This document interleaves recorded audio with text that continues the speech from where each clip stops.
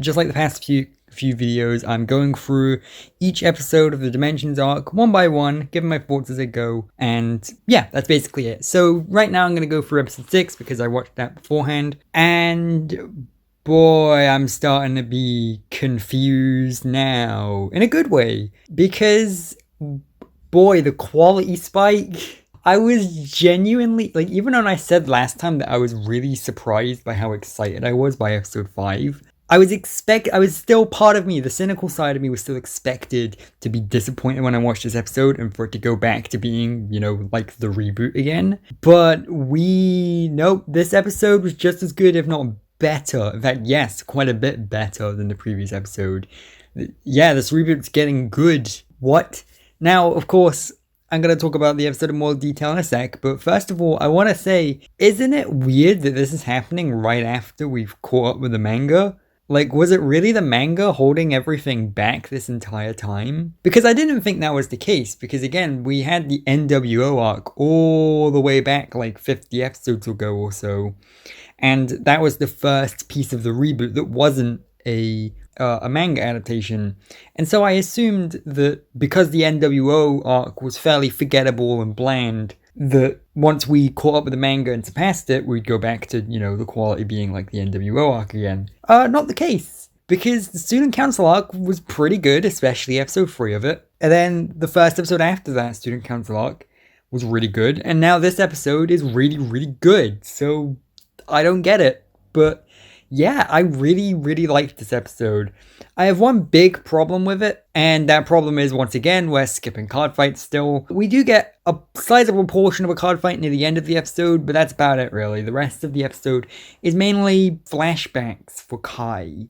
So basically, the premise of the episode, we pick up where we left off in the previous episode, when Mamoru is challenging Kai to a card fight, and he gives Kai a copy of Dragonic Overlord The End, which is a new kind of grade 3 Kagero unit. And the reason for this he gives is that he wants someone to use it to the full potential. And, by this point we've just seen Kyo kind of escape deletion. And so Kai accepts because he's interested to see, if the same thing can happen to him. So we immediately skip past the card fight and go, oh, Moro on.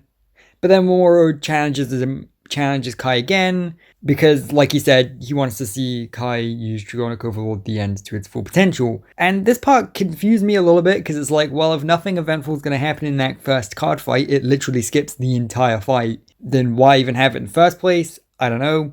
Maybe to kind of inject a bit more of struggle into Kai's character arc here, maybe make it feel more like he earns it in the end. And that's a good idea, but it would have felt even more like he earned it, if you choked the card fight rather than just skipping it. I want to go off of a little bit of a tangent here.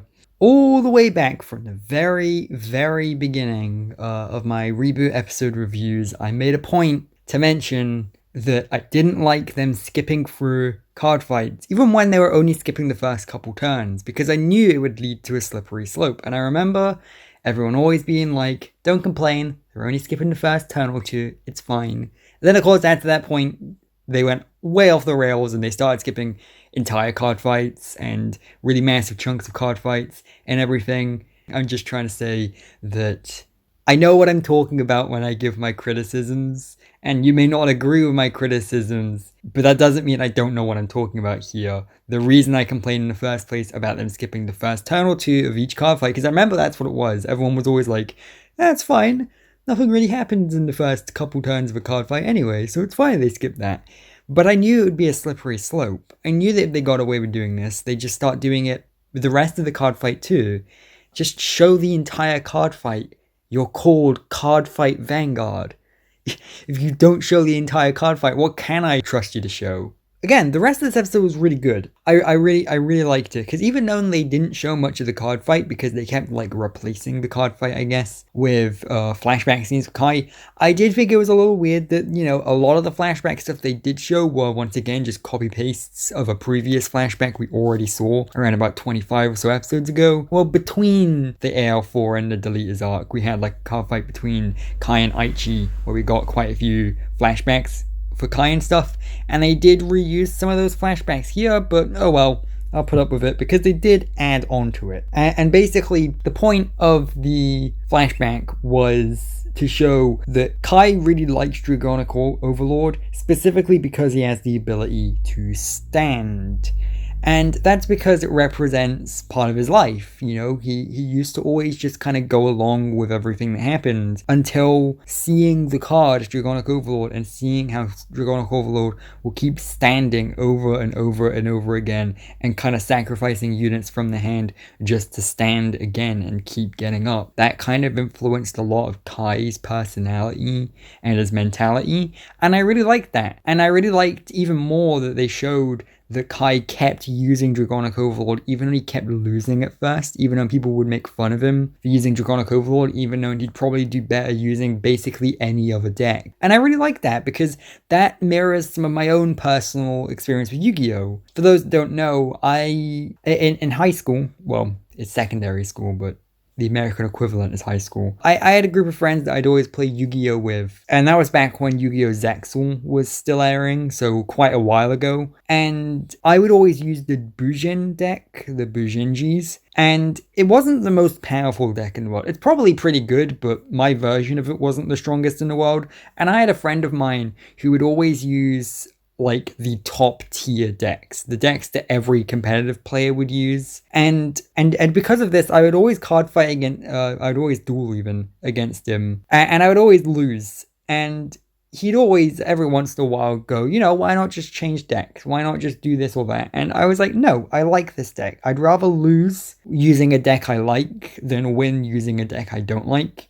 And I like the Bujins. They speak to me on a personal level. They like whenever I look at the Bujin deck, even to this day, even when they're not even close to being part of the meta anymore, I still really like them and it still feels like my deck. And I'd rather stick to using that deck than just update. Because that's just me. I mean, I don't play card games competitively anymore. That's why I barely ever even talk about the CardFight Vanguard as a card game on my channel. I more just stick to the anime. But Kai's experience of having this flashback and having a deck that he really liked and spoke to on a personal level, and having his friends or his rivals mock him for using an underpowered deck that he kept losing with. I liked that. I do think it was a little cheap that it just like immediately cut to him winning against those people or doing better against them and them going, wow, you're really good at using that deck now. Because for me in real life, of course, it wasn't that easy. I did eventually end up winning against this friend, but it took me a very, very, very long time. And it wasn't until right before I graduated that I actually started winning against him.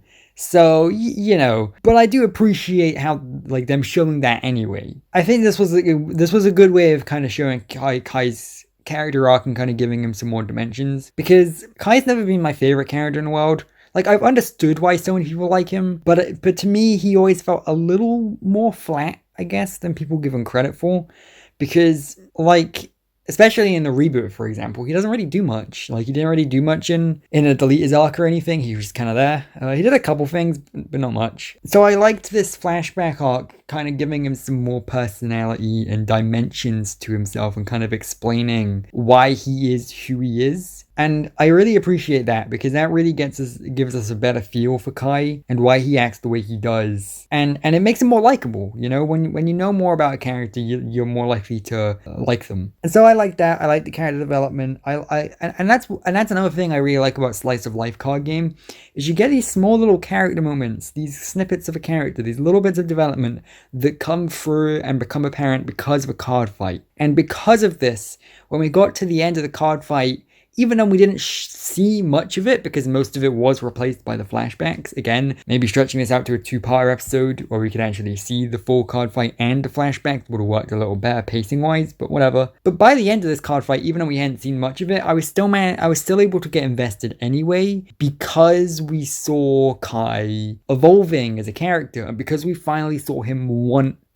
to overcome the deletion, because up until this point he'd just been kind of meandering and sulking around, but now he was kind of becoming motivated. And it's really that simple. When the character becomes motivated for reasons that make sense, then the audience is going to get motivated for them. You know, the audience, or at least me specifically, is going to want to see them succeed. It really is that simple. And so I really hope that this reboot starts kind of going in that direction more as well. I don't necessarily want to see like the formula of every episode begins with someone being deleted and then a card fight / flashback of them overcoming being deleted, because of course eventually that will get old.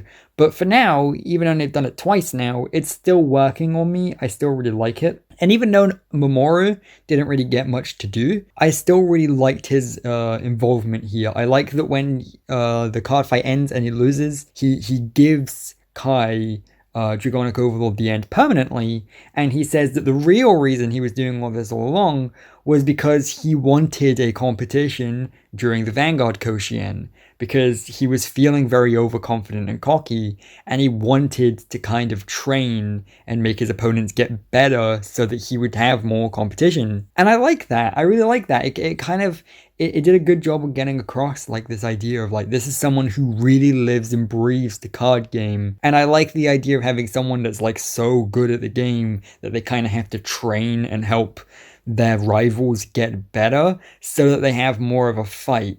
And I like that. It kind of reminds me of Kai going easy against Aichi at the beginning, a little bit. Even though it's not the exact same concept, I still like that idea.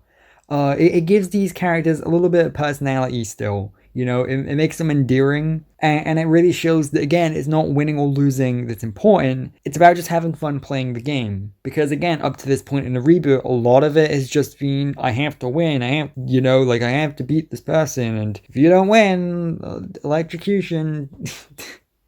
I'm still never going to get over that. I'm sorry. It's still stupid. So yeah, and again, another thing that helped contribute to this was that, again, we had like this big audience kind of around the card fight arena, all kind of commentating over the fight and like visibly enjoying it and everything. And I think that went a long way. I think overall this episode really worked. It had a focus. It was like, we're going to get Kai undeleted, and how is a cool way of getting that done? And they kind of took a lot of the steps towards getting that done that they needed to, and it worked. I really liked it. Yeah, I just really liked this episode. Which again is weird because I've started to hear that people have been saying that the more recent episodes are kind of bad. And so I don't know if either I'm being contrarian now by liking these most recent couple of episodes, or if I still haven't made it to the part where it gets bad yet. But I guess I'm going to find out soon, hey?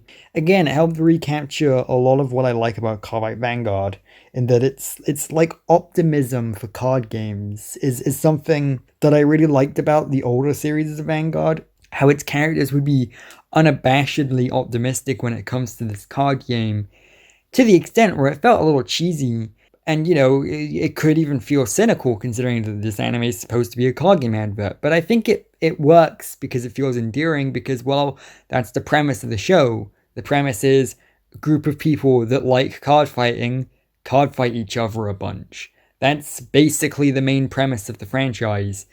And so it makes sense that they'd have fun playing the game, you know, because that's kind of the point. And I like that. I like that this episode genuinely kind of reminded myself of one of my own experiences playing trading cards. So that was really fun. And yeah, that's episode 6. And I'll see you back with episode 7.